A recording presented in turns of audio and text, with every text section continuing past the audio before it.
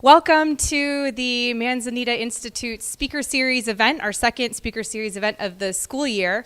The Manzanita Institute is the branch of Manzanita School that is presenting a lot of our values to the world, taking it outside of our campus and sharing it with the world. We're excited tonight because we have two guests from Quail Springs, an environmental education nonprofit in the Ojai area, and here to talk a little bit more about Quail Springs and introduce tonight's speakers is Andrew Clinard, the community outreach coordinator at Quail Springs.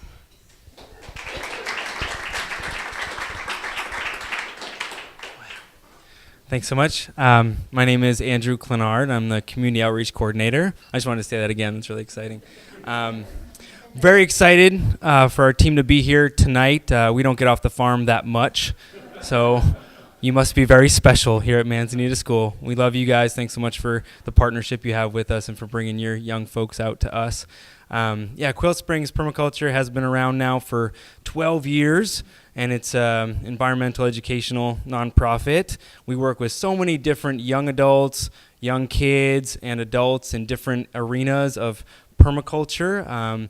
We focus a lot in natural building, which Sasha will be talking about for the first half of tonight. Nature awareness, wilderness connection. We steward a 450-acre site in the Cuyama Valley, northeast of Ojai. It's a really special spot. If you haven't been out, I know a lot of folks. Who here has been out to the farm already? Wow, okay, great. So I don't need to tell you too much more about it. I'll get Sasha Rabin up here. She's been doing natural building for a long time. And I don't know exactly what she's going to talk about, but it's going to be great. Nice. No, I don't think I need that. Does she need to use a microphone? Or? No, she doesn't. I have one here. So, hi everyone. Thanks for having us. So I'm going to talk just a little brief overview of some different. We're gonna travel a little bit around the world, looking at some different vernacular building, and then land back here in the U.S. with some of the building projects that I've been part of. Who here has done any earthen building? Who here knows what I mean when I say the word Cobb building? Great. Okay. I'm not going to get too caught up in those details, but I just wanted a little bit of a pulse here. So a lot of what we do is we call it natural building. I'd prefer to call it just appropriate building. Just looking around and figuring out what is going to make the most sense for your built environment in your given location. And I think you'll hear both Brenton and I speak to this idea that there is no one system or one way of doing something that is going to be that we would ever say like, oh, this is going to be the best way to go. It's going to be different in every different situation you might find yourself in every different location. So I'm going to talk a little bit about some of the traditional building that happens around the world, and then just some of the building that we do at Quail Springs, which isn't necessarily to say it's what would make sense here in Topanga Canyon, but. So just to a little bit of a background, the method of building that we do mostly is called cob. And the word cob comes from an Old English word meaning lump or mass. And it's basically a combination of clay soil, sand, and some sort of fiber. We just use straw mostly. Very similar to adobe. But we don't dry bricks out first. But the material itself is very similar to adobe. How many of you guys been to the Adobe Museum down the road? Cool. I just saw it on the way in. I was like, oh, wow. So just to bring it back home too, you guys have some earthen buildings very locally right here that have probably been standing there for quite some time. So another wonderful thing about these methods of building is that they're really appropriate for kids. And we get kids in there. We just had a group of fourth graders out and had them all mixing cob and working on a little wall of our goat shed, So it really can be a whole family activity and a whole community activity. So this is a project that Andrew led at the Family Resource Center in the Cuyama Valley. And this is how we mix the material. Traditionally, back in England, it was often done with horses. This is people mixing it on a tarp with your feet. We also use tractors sometimes too when we're building a whole house, but basically this is it. You can get lots of people on there. With most of these methods, they're very labor intensive and very low cost, but lots of man hours. And you pick it up by the handful and you put it on the wall and work it in with your fingers. And it's that simple. The walls kind of bulge out as you go build up for the day, and we come back the next day and sort of trim them back. A machete or an old saw and just get them right back up nice and plumb. These are all pictures from various workshops that we do and people learning how to build. Again, it's kind of like an old school barn raising, right? It's very like group oriented. Everyone can get involved, old people, young people. And one of the beautiful things about a lot of these techniques of building is that it actually needs a community of people to make it happen. And I have one friend in Santa Barbara whose project we helped him build, and he said, if I had have known what I was getting myself into, I would have never done it. So I'm so glad I didn't know what I was doing and what I was getting myself into, right? And his comment about that was that it actually necessitated him pulling his community in and asking for help. He couldn't do it without that, So it's sort of a beautiful part of it is that it literally needs lots of people. So again, just here's the wall. If you can pick the material up by the whole bucket full and pop it on the wall, or you can just pick up a little, handful and add it to the wall there. So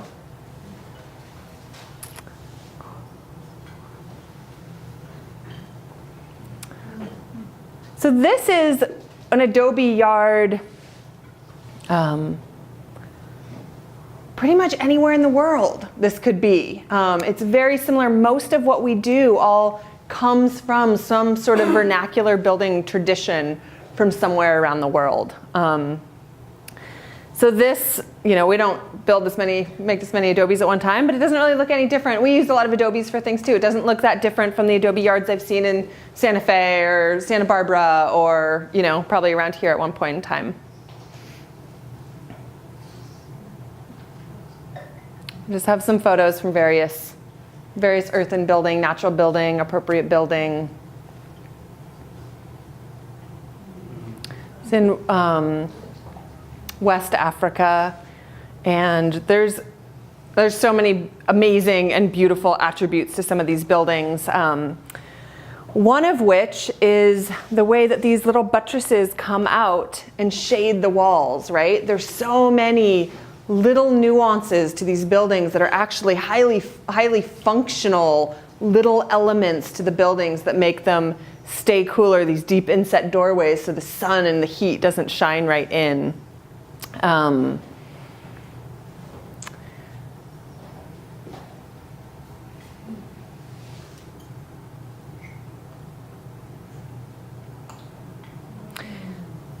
So one of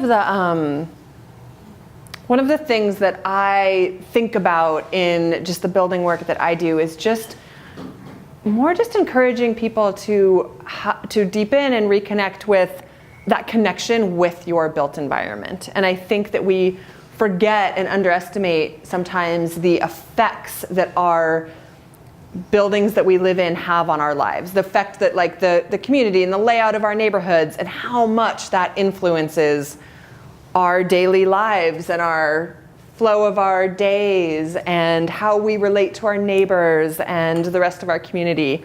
So I love this photo because I feel like it shows so clearly how different your life would be, right? How different your day would be. if you lived somewhere like this versus like this, right? Where this is in China, and there are many family units that all open up into these big circular balconies on the inside of these buildings. It'd be really different. I believe that what I've read and understand is that this style building comes from based on protection, right? It's a very like a fortress kind of building, and you all kind of join together and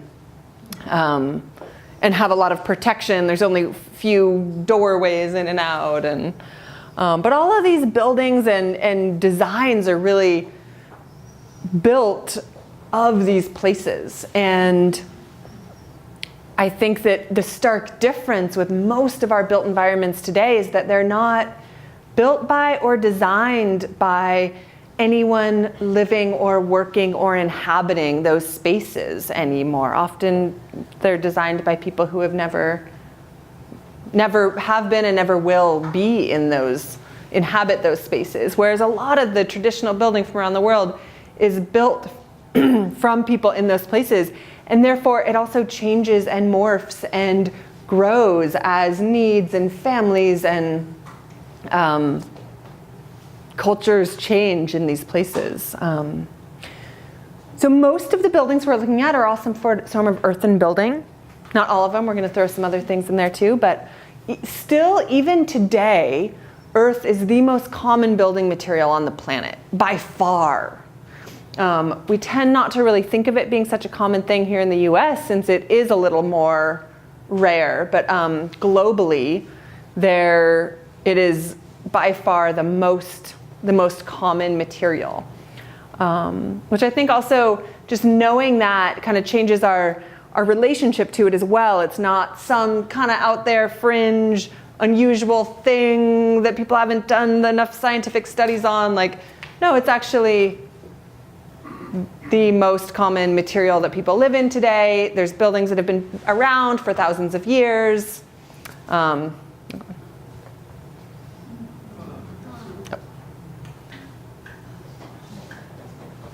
These are both in Burkina Faso. It's in India. In a lot of traditional cultures around the world, the houses are tended by and cared for by the women. And in a lot of traditional cultures, they're owned by the women too and passed down. But often, usually, the decoration and the adornment is a real sense of pride. And it's a real different relationship to houses than we have here, where we want to be able to paint it and then not think about it again for a number of however many years. A lot of these buildings, you really need to have a relationship with, and they might need maintenance every year, but they might also last 500 years. But take that little care each year. So it's a very different relationship to a home.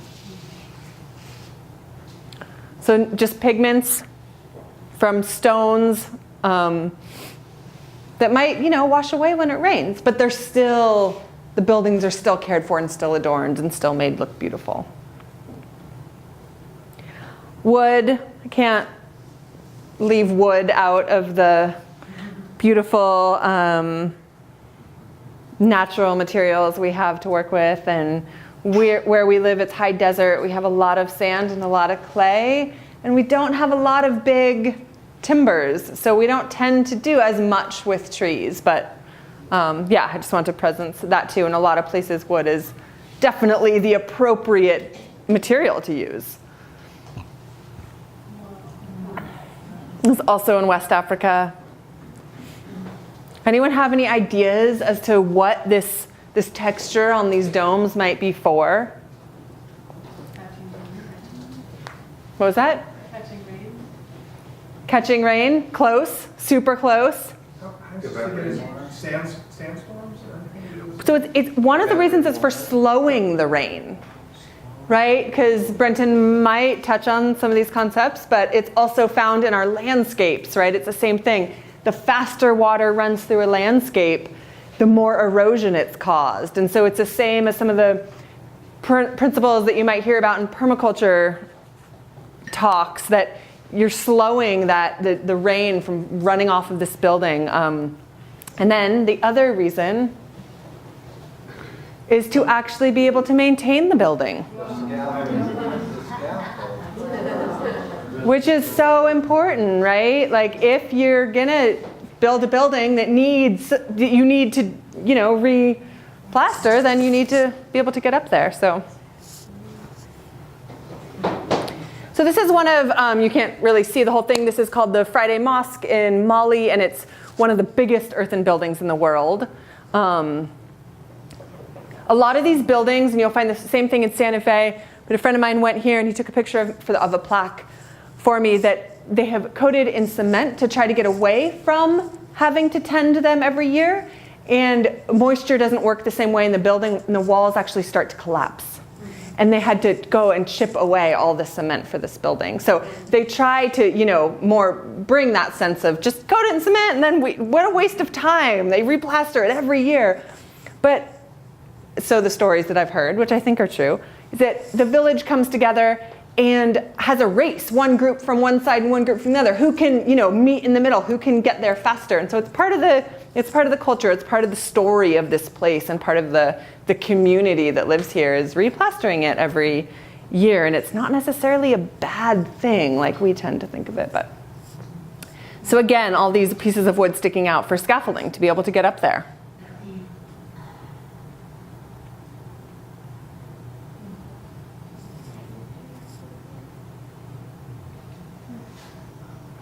Some more fun decoration. So these are all granaries. Again, I think we're in West Africa, probably somewhere in Mali. A lot of these photos I've taken, but some of them have been from friends and other places, so I have not had the pleasure of going to all these places. But these are all granaries, and they're up to keep, rodents and bugs and stuff from getting in. Thatch, just reeds and grasses.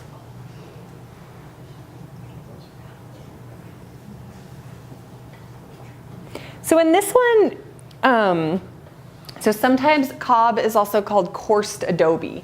And we have these titles and names for different types of earthen building, but it's really this quite big spectrum of using these materials in any way that is appropriate. So in this one, you can actually see the courses going up.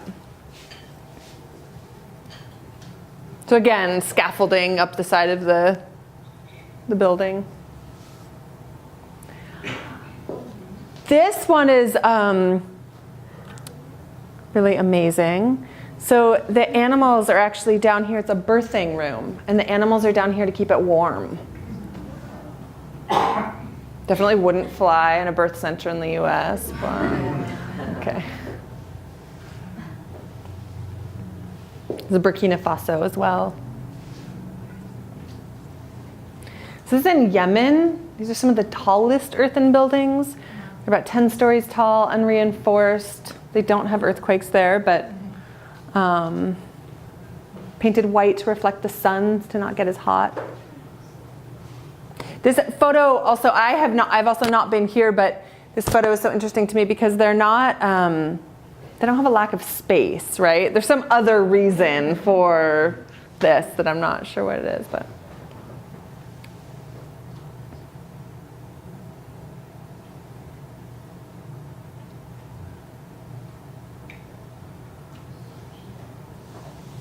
This is also a granary where the grain gets dumped in the top, and you can access it out here, and you can see these to try to deter things crawling up it. And again, I imagine these are for accessing it. Stone, also don't want to leave that out. It's beautiful, beautiful building material.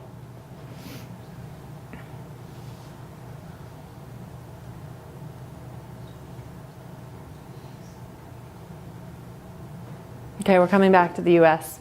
This is a yurt built by a man named Bill Copperthwaite up in Oregon.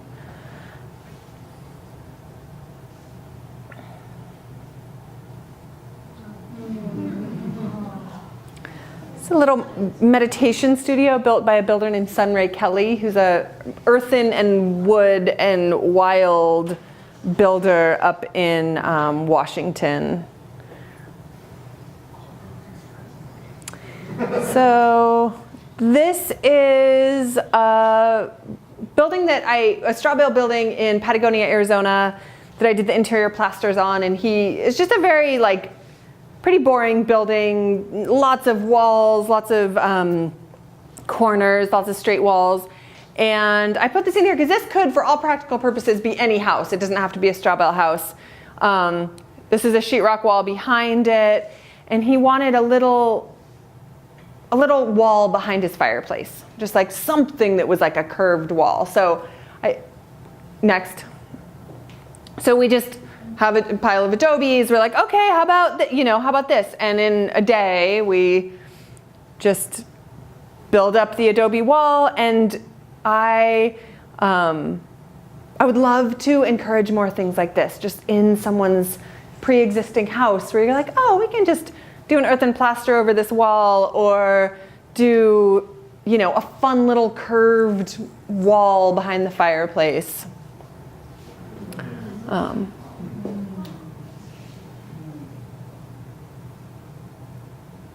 So as long as the floor can support that weight, then I think this is a really fun just way to bring some of these ideas and really change the feel of a house when you just add in a little curved wall into the wall, the straight walls. This is a little building that I built in the East Bay. Some friends of mine and I bought a third of an acre up north of Berkeley in a little town called El Sobrante. And the house in the front was completely disgusting. It had been condemned, and when we bought it, it was just still had all the boards on the windows. We never even actually saw it, And what we learned was if you do want to do some really wacky out there project, you buy the house that is the eyesore of the neighborhood, because it was no longer like people dealing drugs out of the house. There was no longer, crime. So we could cover our whole front yard with manure, and no one seemed to care. They were actually happy we were there. We could build these in the backyard, and they were just like, yes, thank you for. So we did a permitted retrofit of the granny unit, and we took out all of the fiberglass insulation, all of the cement stucco that was all completely just falling and rotten, and replaced it with a method called light straw clay, which is basically straw and clay and earthen plasters from the site. And we're in Contra Costa County, and we worked with the county to get it permitted. So as far as permitting stuff goes, sometimes the retrofits are a little bit of an easier way to sort of push some of the edges. So this is the inside of that building. It was about 80 square feet. So we had this tiny little house, and then we built tiny little bedrooms that were legal because they were small enough. We weren't really supposed to sleep in them, but So this is like looking at the bed nook. One of the really wonderful things that we don't have so much access to is just all the urban resources that are available in more urban places. So we got a semi-load of timber bamboo that was left over from someone's failed Burning Man project, right? And they have their semi of timber bamboo, and they get back to the East Bay, and they're like, what do we do with it? And another fun, you guys are, I imagine some of you in this room are more urban and some are more up in the hills and kind of variety. But another really fun, more urban project is Cobb Ovens. Have some of you guys used Cobb Ovens? Or such a fun, I've done a lot of them at schools, and parks, and just a really fun way to build something that is so usable that brings the community together, that brings people together. You can have pizza nights, and it's just it's quite a magnet. This was one we built right at a friend's right in Berkeley on the very, very urban backyard there that we built a whole cob wall to separate his backyard from a chevron. We used their yard. We kind of got permission to use the chevron parking lot to make all the adobes in on a Sunday, and they weren't very happy about it the next day because they had it all on camera, but that's okay. It was done by that point. So yeah, so you can get super creative, but the ovens can be as simple or as elaborate as you want. This is a birthing center that I helped with up in Homer, Alaska. And it's light straw clay walls, so it's timber building, all big roundwood timbers that we harvested. And this was, the woman wanted a tree here, and so a friend of hers sculpted it, and then I plastered it. And I don't actually have good photos of the rest of the building, but just that part. This is Andrew's house. So it's a little hard to see here, but it's 3 photos put together, and it's a super sweet, about 103 square foot tiny little home that Andrew loves. One of the fun things about such just sculptable, malleable materials is that you can shape it however you want, but you can also, there's like old wrenches stuck into the cob for coat hooks, and they're just, stuck in there, and the Manzanita on that wall to hang things on, and you can really make use of a lot of just various things. So this is a building that we are currently in the process of. It's actually almost just about done now, but you can also do really fun things with different glass and different bottles. So actually, this isn't a very good example, but what I was about to say is that you can make all sorts of fun shaped windows out of just an old square window. These ones actually happen to be this shape, so that's a bad example. But and then using different colored bottles to kind of create your own stained glass effect. So here's my house that will still forever be in the process of building, but it's a combination of a variety of different natural building techniques. So there's one part that's like a dome with a cupola on top to let the hot air escape in the summer. And the idea behind it was that this is sort of added onto the dome, and it was originally going to be a greenhouse room. And I was like, well, the kitchen needs to be out there. And then before I knew it, this was a fully, extended part of the house. We live in a really hot, dry place. And one thing I noticed was that basically in the summertime, everyone has their curtains pulled shut. And, you go into the house to get away from that super intense sun. So this house is designed where there's sort of more of that dark space to go retreat to in the summer. And then this room out here that's all windows that I spend the winters, well, I don't spend that much time inside in the winter, but in the winter time, it's a really lovely spot to just sit and the sunshine in. It's a rocket stove to heat it. Does anyone know what a rocket stove is? It's sort of a do-it-yourself style of a masonry heater. So it's a very low budget, pretty simple way to build a very efficient type of a wood-burning heating unit. It has a secondary burn chamber. So essentially what it does is it burns the smoke.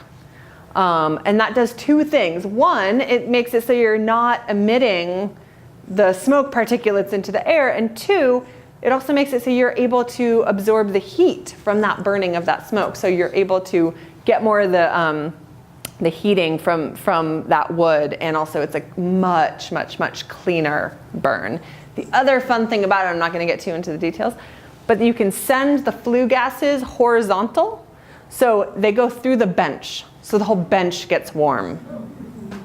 So, well, there's also a fireplace inside too, because just looking at fire is so fun too. But a little sleeping loft up there. We're in the loft now looking down. It's another just fun thing you can do with these materials is just sculpt different kinds of shelves or niches or whatever. You really, really malleable, fun materials that you can shape and sculpt however you want. As well as doors and windows and all that. I think that might be the last one. Yeah, nothing's happening real quick. Okay. Alrighty, well, I think we'll have maybe some time at the very end for questions, or? Do you want to do some natural building questions? Sure, okay, yeah, let's do like 5 minutes of questions and then we'll hand it over to Brenton. Okay. Yes.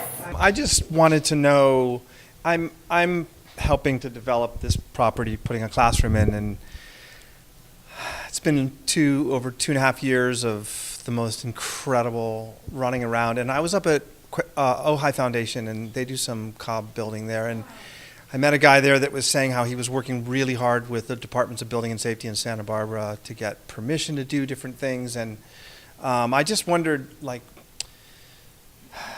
is there any change? You said Contra Costa had some, but is there any change happening in the Departments of Building and Safety to recognize that not having metal reinforcement doesn't actually mean the building won't stay there? Yeah, absolutely. There is a lot of movement happening in that direction, especially with just the overall movement of people wanting to go towards things that are more green and more ecological. I'd say especially in the straw bale movement, that most counties, well, the state of California has approved a straw bale code. So most counties, it's possible to build straw bale. I'd say to do something along those lines, the approach you would take is using wood for your form. Like, I don't think that's quite a battle that's worth fighting, but using wood for your form and then some sort of infill method between that. So you're basically replacing the insulation, the Tyvek, all that nasty material with straw or straw and clay. And I would think it would be pretty doable. Unfortunately, it probably would be more expensive, which is a bummer, but it's the way it is. And I could think about it, and I know there's some builders doing a lot of straw bale building down in San Diego, and I could think about it. I'm sure there's some in this area too. I could give it some thought and get you some names of people sort of pushing those edges a little bit more. But in general, there is a lot of movement in that direction with the permits and codes.